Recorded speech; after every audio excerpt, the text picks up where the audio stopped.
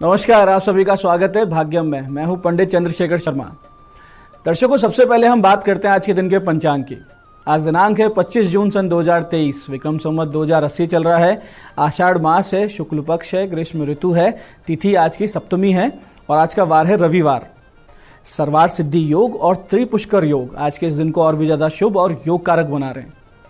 आज के नक्षत्र की बात करें तो पूर्वा फाल्गुनी नक्षत्र सुबह 10:12 तक है। फिर आगे उत्तरा फाल्गुनी नक्षत्र पूरे दिन और पूरे रात्रि रहेगा। योग व्यतिपात है और योग की दृष्टि से आज का जो दिन है आध्यात्मिक कार्यों के लिए बहुत शुभ है। करण गर है सुबह 11:25 तक, आगे वणिजकरण रहेगा। सूर्योदय का समय दर्शकों सुबह 5:24 का था और सूर्यास्त का समय शाम 7:22 का है। आज का राहु काल दोपहर बाद 4:30 बजे से शाम 6 बजे के बीच है। इसे पूरी तरीके से टाल दीजिएगा। इसमें कोई शुभ कार्य नहीं करते हैं और लंबी यात्रा पे नहीं निकलना चाहिए। अभिजीत मुहूर्त आज 11:55 से दोपहर 12:51 के बीच में है। दिन में 2 बार दुष्ट मुहूर्त भी रहेंगे, इन्हें ध्यान से समझिएगा और सूझबूझ से टाल दीजिएगा।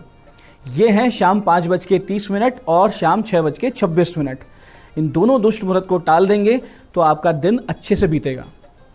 आज का दिशा शूल दर्शकों पश्चिम दिशा में है, तो पहली कोशिश तो ये करें कि पश्चिम दिशा की यात्रा को टाल दें, लेकिन जाना बहुत जरूरी है, अनिवार्य यात्रा है तो परिहार करके निकलें।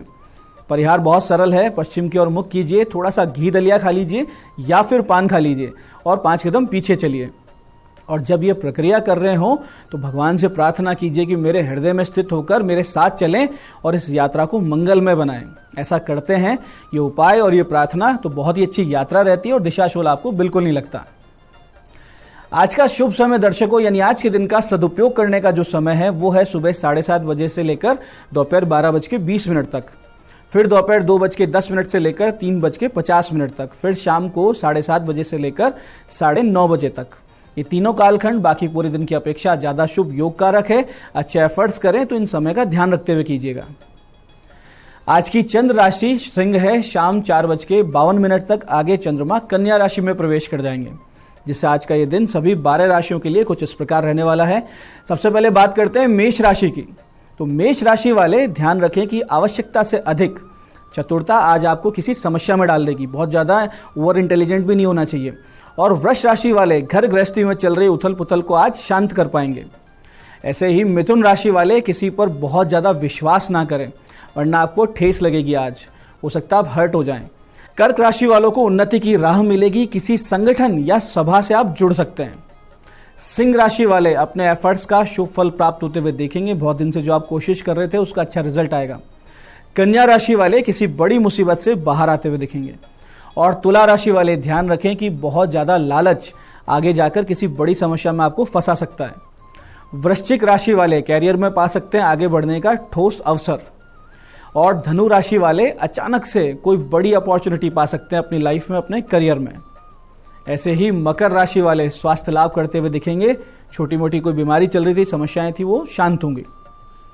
कुंभ राशि वाले परेशान रहेंगे स्वास्थ्य समस्याओं से और भावनात्मक उतार चढ़ाव से। इमोशनल कुछ ना कुछ समस्याएं बनी रहेगी। मीन राशि वाले किसी विवाद को आपसी बातचीत और सूझबूझ से आज सुलझा सकते हैं। दर्शकों, आप करते हैं आज के दिन की ज्ञान चर्चा, जो आपकी हमारी अंत्यदृष्टि को, प्रज्ञा को जागृत करेगी। फिर आगे समझेंगे उन विशेष उपायों को जो जीवन को सुगम, सुरक्षित, सुंदर और सफल बना देते हैं। अंत में करेंगे आज के दिन की ज्योतिष मंत्रणा और समाधान।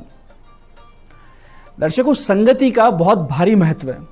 आप देखिए कि एक खराब फल को अच्छे फलों की टोकरी में रख दीजिए तो सारे अच्छे फल भी सड़ने लगते हैं। विज्ञान की दृष्टि से भी देखेंगे तो ऊर्जा का स्थानांतरण यानी कि ट्रांसफर ऑफ एनर्जी एक प्रमाणिक सिद्धांत है।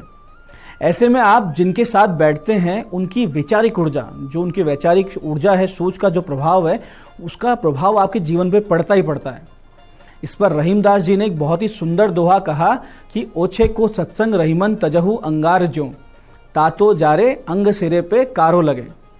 यानी कि ओछे मनुष्य का जो साथ है उसको तुरंत छोड़ देना चाहिए, क्योंकि हर अवस्था में ओछे मनुष्य के साथ बैठने उठने से, विचार विमर्श करने से हानि ही प्राप्त होती है। जैसे कि उसकी उपमा इस प्रकार से दी कि अंगार को जब तक वो गर्म रहता है वो हमारे देह को जलाता है, और जब वो ठंडा कोयला बन जाता है तो देह को काला करता है। इसी को आगे समझाते हैं कि रहीमन ओछे नरन सो बैर भली ना प्रीत। क्यों? क्योंकि काटे चाटे श्वान के दो भांति विपरीत। यानी स्तरहीन व्यक्ति से न बैर अच्छा न प्रेम, क्योंकि जैसे श्वान यानी कुत्ता पालेंगे तो मुंह चाटता है और किसी दूसरे का श्वान हो तो काट लेता है, ऐसे वैचारिक स्तरहीन व्यक्ति हर प्रकार से पीड़ा ही देता है। तो आज के इस ज्ञान चर्चा का सार ये है कि जब आप व्यवहार करें, किसी के साथ उठे बैठे मित्रता करें, तो वैचारिक स्तर जरूर देखें कि ऐसा ना हो कि उसकी जो निम्न ऊर्जा है वो आपको पूरी तरीके से डैमेज कर दे।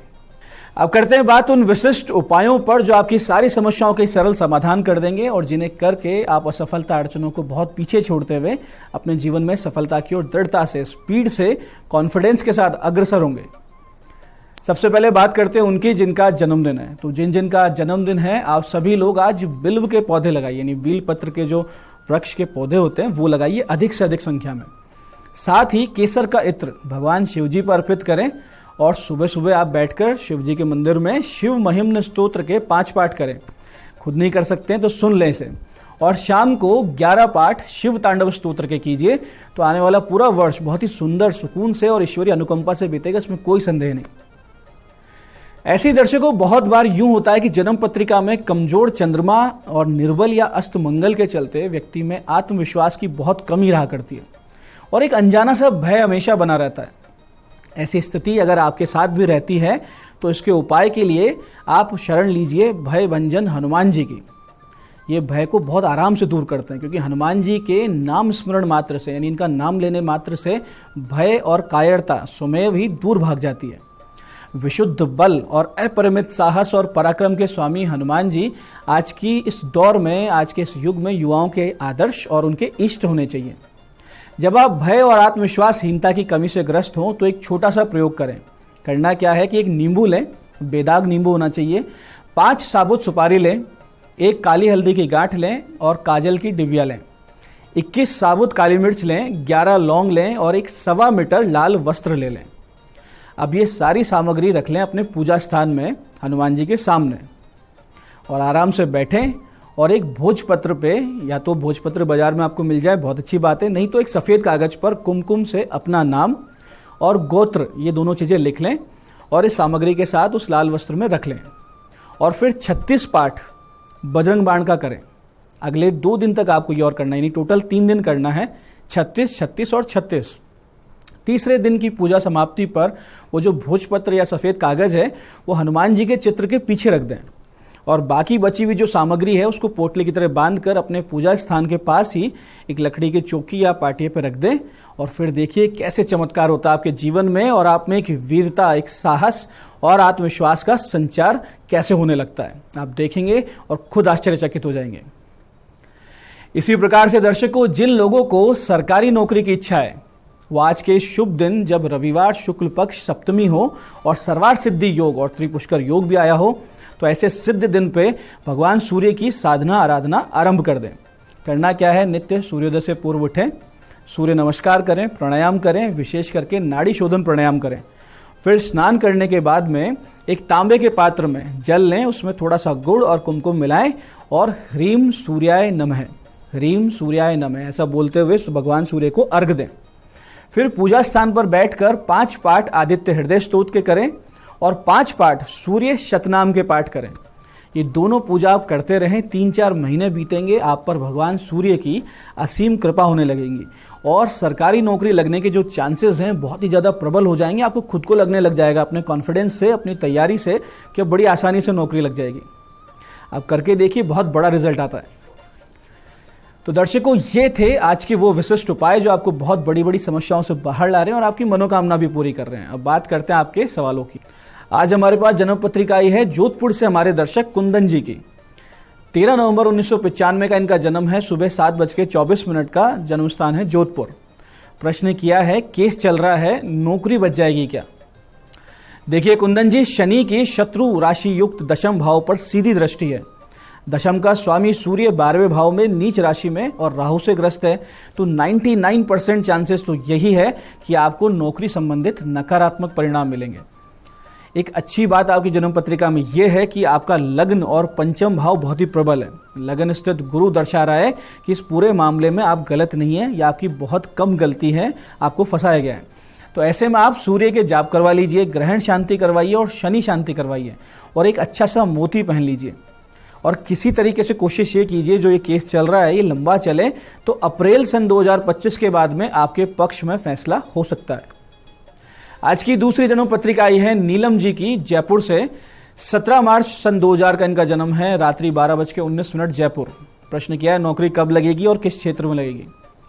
नीलम जी, आप जन्म स्थान से दूर जाकर अपनी नौकरी तलाशिए और फील्ड आपके लिए एनजीओ या फिर ऐसा ही जो पब्लिक रिलेटेड कार्य जिसमें जनता से जुड़ना होता है ऐसा कोई काम कर लीजिए, या फिर आप marketing, advertising, public relations in सब क्षेत्रों में भी आगे जा सकती हैं। कैरियर आपका इसी वर्ष जुलाई से दिसंबर के बीच में सेट होने लगेगा और मार्च सन 2025 से उसमें ऊंचाई भी मिलने लगेगी। उत्तम फल प्राप्ति के लिए चंद्र ग्रहण दोष की शांति करवा लीजिए और एक अच्छा सा मोती पहन लीजिए। तो दर्शकों, ये था आज का पंचांग, आज के विशिष्ट उपाय और ज्ञान चर्चा। मैं पंडित चंद्रशेखर शर्मा ये आशा करता हूं कि बताए उपायों को सही विधि सटीक समय पर करके पूरा लाभ उठाएंगे। और जो ज्ञान चर्चा सत्संग में हमने समझा है कि कैसे वैचारिक ऊर्जा बहुत महत्व रखती है और ओछे लोगों से हमें संगति नहीं करनी चाहिए, इसे अपने जीवन में उतारेंगे और जीवन को एक आदर्श जीवन में परिवर्तित करेंगे। कार्यक्रम में बने रहने के लिए बहुत बहुत साधुवाद। भगवती आप सबका कल्याण करे। जय आदिशक्ति।